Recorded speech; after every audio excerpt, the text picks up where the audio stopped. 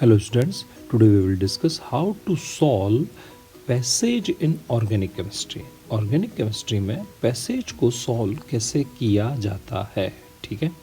आपको एक लैंग्वेज मिलती है, उस लैंग्वेज से आपको कंपाउंड की स्ट्रक्चर को क्या करना होता है, प्रिडिक्ट करना होता है।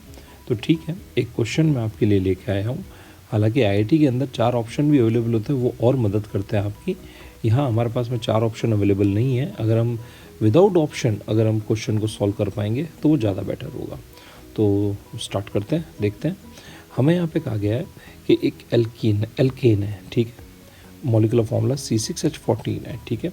रिएक्ट विथ क्लोरीन यानी क्लोरीनेशन किया गया है। It only 3 compound B, C and D, ठीक है।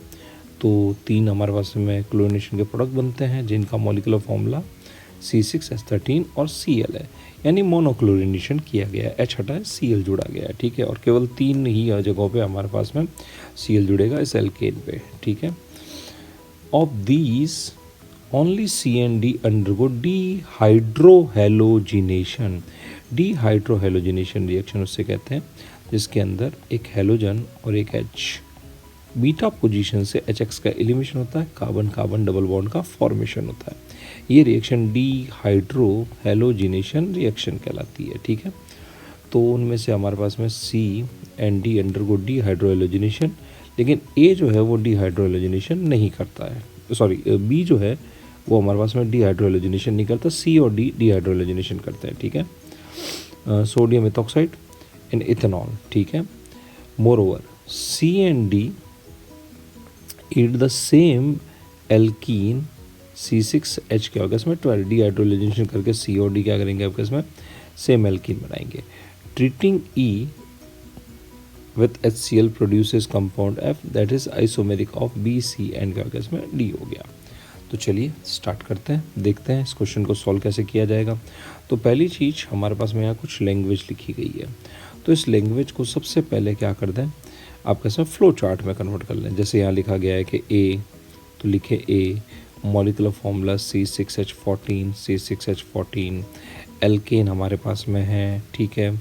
अब इसका क्या किया गया है, मोनोक्लोरिनेशन किया गया है, उससे क्या बना, B बना, C बना और क्या बना, D बना, ठीक है।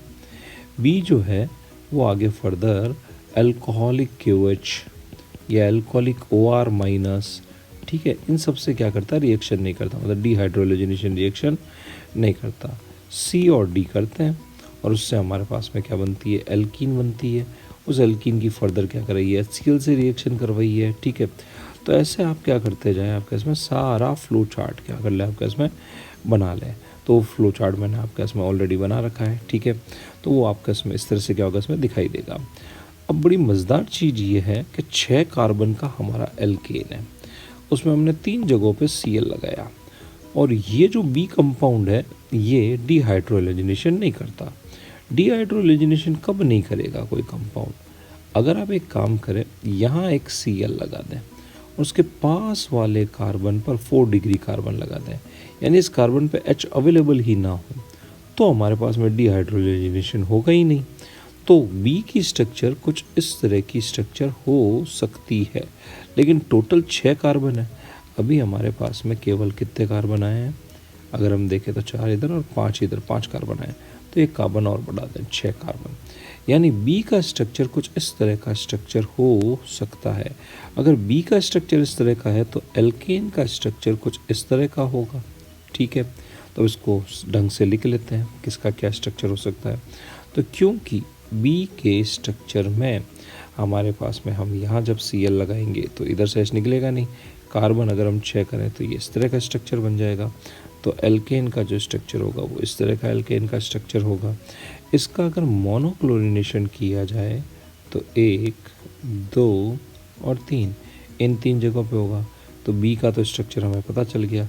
C और D जो हैं वो हमारे पास में Cl या तो इधर हो सकता है या फिर Cl इधर हो सकता है, यही स्ट्रक्चर बनेगी। अब इनमें अल्कोहलिक KOH डालेंगे तो यहाँ तो एलिमिनेशन रिएक्शन नहीं हो पाएगा, और हम जानते हैं कि नियोपेंटाइल जैसा ग्रुप है तो इसमें SN2 भी नहीं हो पाएगा, तो ये तो रिएक्शन नहीं करेगा।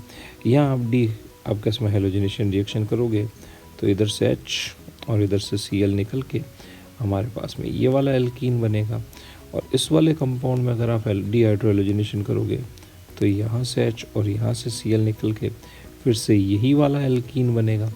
अब जब आप इनके ऊपर HCl डालते हो, चाहे यहाँ या फिर यहाँ, सबसे पहले प्रोटोनेशन होगा और क्या बनेगा, कार्बोकैटायन बनेगा। कार्बोकैटायन रीअरेंजमेंट करेगा, रीअरेंजमेंट करके और ये वाला कार्बोकैटायन बनाएगा। और इस कार्बोकैटायन पे जब हम Cl लगा देंगे तो स्ट्रक्चर कुछ ऐसी बनेगी, ठीक है। तो यहाँ भी स्ट्रक्चर कुछ यही वाली स्ट्रक्चर बनेगी, ठीक है। तो इस तरह से हमने पूरा फ्लो चार्ट बना के जितने भी कंपाउंड्स हैं उन सारे कंपाउंड की स्ट्रक्चर को क्या कर लिया, अच्छे से क्या कर लिया, प्रेडिक्ट कर लिया, ठीक है।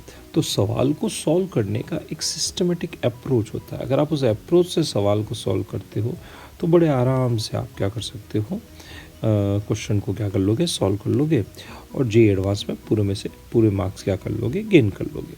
तो दैट्स ओके, बड़ी आसान है, मतलब ऑर्गेनिक केमिस्ट्री बहुत ही आसान